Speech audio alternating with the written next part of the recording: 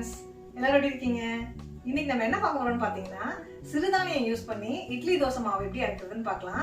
சிறுதானிய வகைகள் என்னென்ன இருக்கு அப்படின்னு பார்த்தீங்கன்னா, திணை, கம்பு, குதிரைவாளி, சாமை, சோளம், வரகு, ராகி இந்த மாதிரி நிறைய சிறுதானியங்கள் இருக்கு. இன்னைக்கு வந்து நான் எங்க வீட்டில் திணை, கம்பு, குதிரைவாளி இது மூணையும் வந்து மிக்ஸ் பண்ணி வச்சிருக்கேன். ஸோ அதை யூஸ் பண்ணி இன்னைக்கு அரைக்க போறேன். ஸோ உங்களோட அதை ஷேர் பண்ணிக்கலான்னு இருக்கேன். ஸோ வாங்க நம்ம அதை வந்து எப்படி ஊற போடலாம்னு ஃபர்ஸ்ட் பார்த்துடலாம்.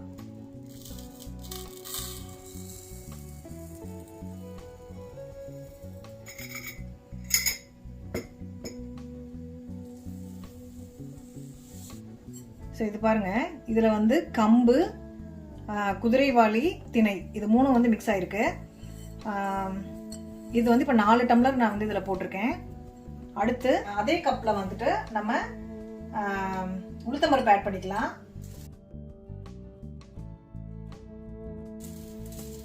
நாலு கப்புக்கு 1 கப் உளுத்தம்பருப்பு.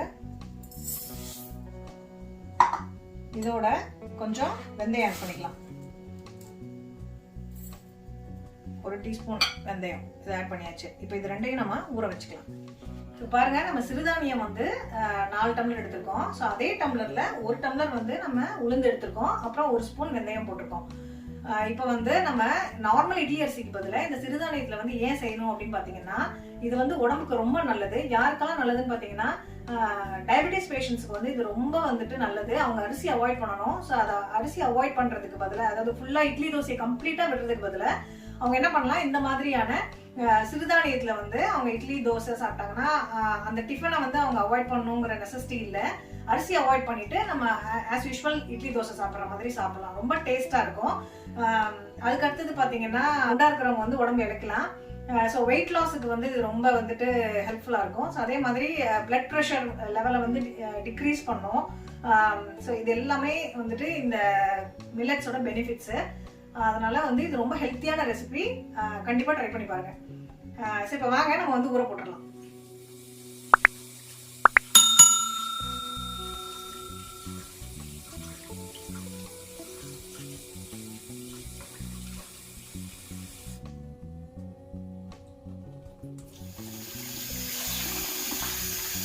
நம்ம அரிசி கழுவுற மாதிரியே நல்லா 3 தடவை நல்லா கழுவிக்கலாம். கழுவிட்டு ஊற வச்சிடலாம்.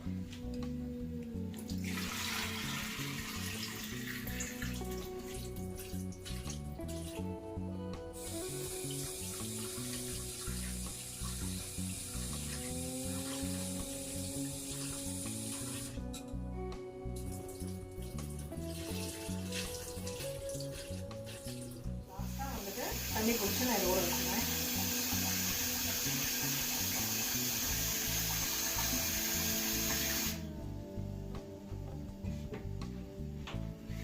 அடுத்து வந்து நம்ம உளுந்து கழுவிடலாம். இதுல என்னன்னு பாத்தீங்கன்னா, இதை வந்து 2-3 தடவை கழுவக்கூடாது. உளுந்த ஜஸ்ட் ஒரு டைம் இப்படி தண்ணியை விட்டு அலசிட்டு அந்த தண்ணியை வடிச்சிட்டு நம்ம தண்ணி ஊற்றி வச்சிடலாம்.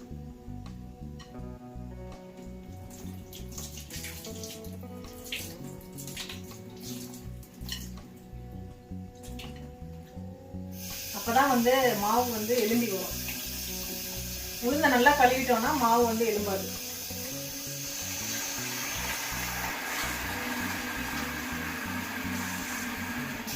அவ்வளவுதான். இப்ப நம்ம இந்த சிறுதானியத்தை வந்து 3 தடவை அலசிட்டோம். அடுத்தது உளுந்தை வந்து 1 தடவை வாஷ் பண்ணிருக்கோம். ஸோ இது வந்து ஓவர் நைட் ஊறட்டும். நம்ம மார்னிங் வந்து எப்படி அரைக்கிறதுன்னு பார்க்கலாம். பாருங்க, நம்ம ஓவர் நைட் ஊற வச்சதை நம்ம இப்போ வந்து கிரைண்டர்ல போட்டு அரைச்சிக்கலாம். ஸோ நம்ம இந்த உளுந்துல வந்து தண்ணி ஊற்றி வச்சிருந்தோம்ல, அந்த தண்ணியை வேஸ்ட் பண்ணாம நான் எடுத்து வச்சுக்கிறேன் தெளிச்சு ஆட்டுறதுக்கு.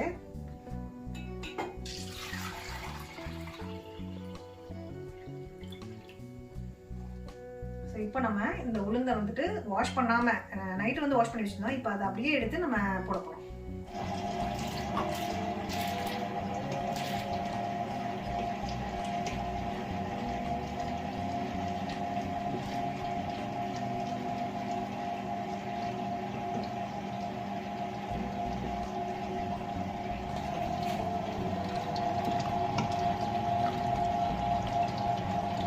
உளுந்தை வந்து போட்டாச்சு. நம்ம க்ளோஸ் பண்ணி வச்சிடலாம். அப்பப்போ வந்து தண்ணி பத்தலைன்னா தெளிச்சு விட்டு 1 hour கழிச்சு நம்ம இதை வந்து பார்க்கலாம். இப்போ பாருங்க, கொஞ்சம் தண்ணி தெளிச்சுக்கலாம்.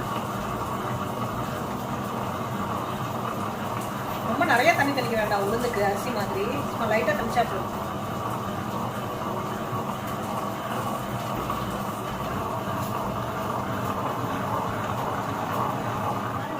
ஆயிடுச்சு. நம்ம உளுந்து அள்ளிடலாம். அதுக்குள்ள நம்ம வந்துட்டு மில்லட்ஸை வந்து வாஷ் பண்ணிடலாம்.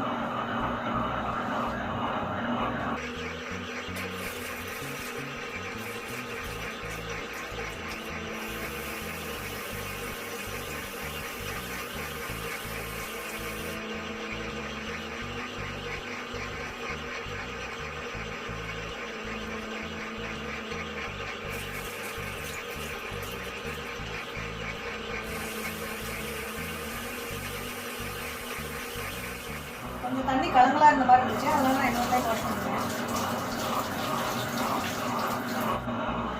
பாருங்க, நம்ம வந்து மில்லட்ஸை வாஷ் பண்ணி வச்சுட்டோம். இப்போ நம்ம உளுந்து அள்ளிடலாம்.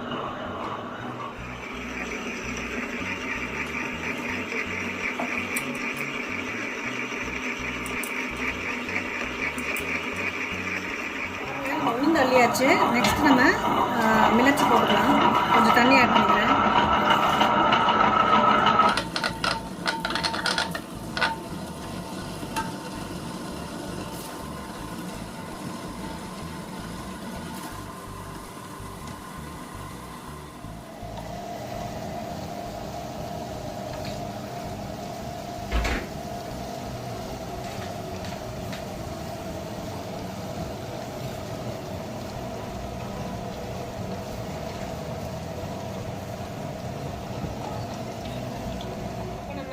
மில்லட்ஸ் ஆட் பண்ணிட்டோம்.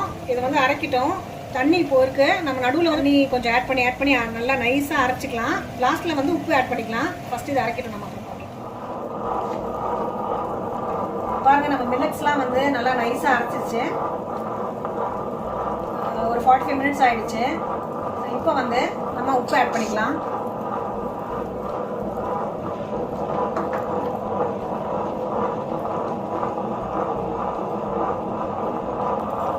இப்போ வந்து உப்பு ஆட் பண்ணதுக்கப்புறம் மாவை வந்து கரைக்கிறதுக்காக நான் என்ன பண்ண போகிறேன், கம்மியாக தான் போட்டிருக்கேன் இன்றைக்கி நான். அதனால் நம்ம அரைச்ச உளுந்தையும் இதில் ஆட் பண்ணிடுறேன். ஸோ அதுவே வந்து கலந்துடும்.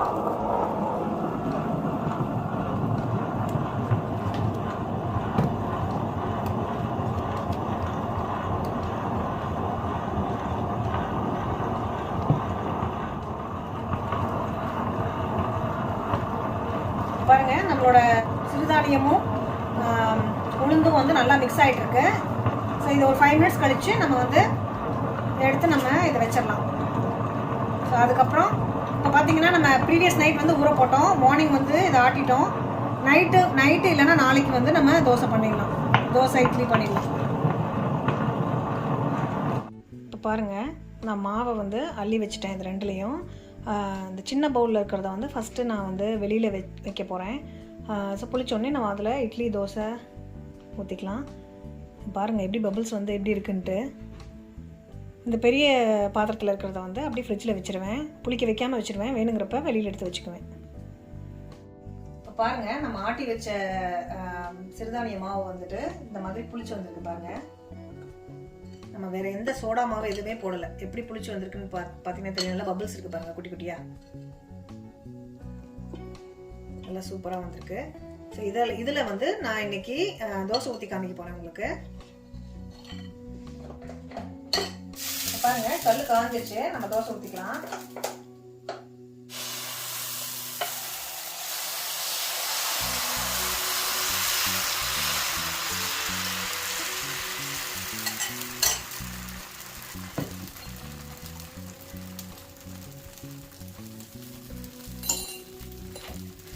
பெரியவங்க கொடுக்கும்போது லைட்டாக எண்ணெய் ஊற்றிக்கோங்க. குழந்தைங்களுக்கு கொடுத்தீங்கன்னா நெய் ஊற்றிக்கோங்க.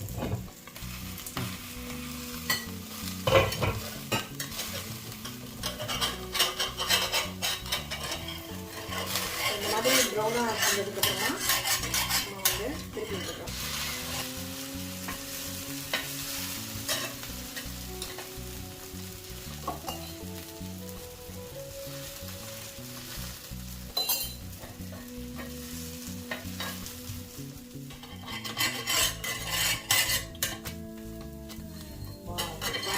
கிறிஸ்பியாக வந்து 2 சைடு வந்துருச்சு. நம்ம எடுத்துடலாம். இன்னொரு தோசை ஊற்றி காமிக்கிறேன் உங்களுக்கு.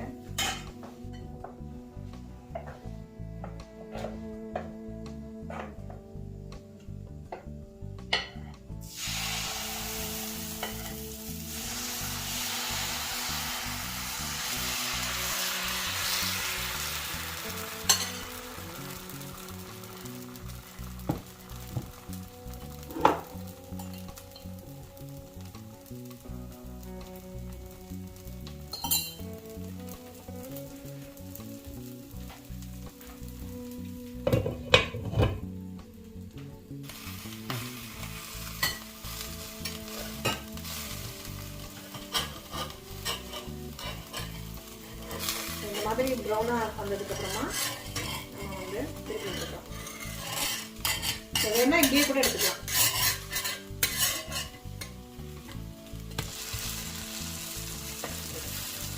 மில்லட் தோசைக்கு வந்துட்டு நாங்கள் இன்னைக்கு மத்தியானம் செஞ்ச குழம்பு இருக்குது, பட்டர்நட் ஸ்குவாஷ்னு சொல்லி. அதை வந்து புளிக்குழம்பு வச்சுருந்தோம். அதாவது நம்ம ஊரில் வந்து மஞ்சள் பரங்கிக்கான்னு சொல்லுவாங்க. அதை வந்து இன்னைக்கு புளி போட்டு குழம்பு வச்சுருக்கேன். அது வந்து சூப்பராக இருக்கும் இந்த மில்லட் தோசைக்கு. ஸோ அதை தான் வந்து நாங்கள் இன்றைக்கி தொட்டுக்க போகிறோம். இந்த வீடியோ உங்களுக்கு பிடிச்சிருக்குன்னு நினைக்கிறேன். இந்த வீடியோ பிடிச்சிருந்ததுன்னா ஒரு லைக் கொடுங்க. இந்த வீடியோவை உங்கள் ஃப்ரெண்ட்ஸ் அண்ட் ஃபேமிலியோடையும் மறக்காமல் ஷேர் பண்ணுங்கள்.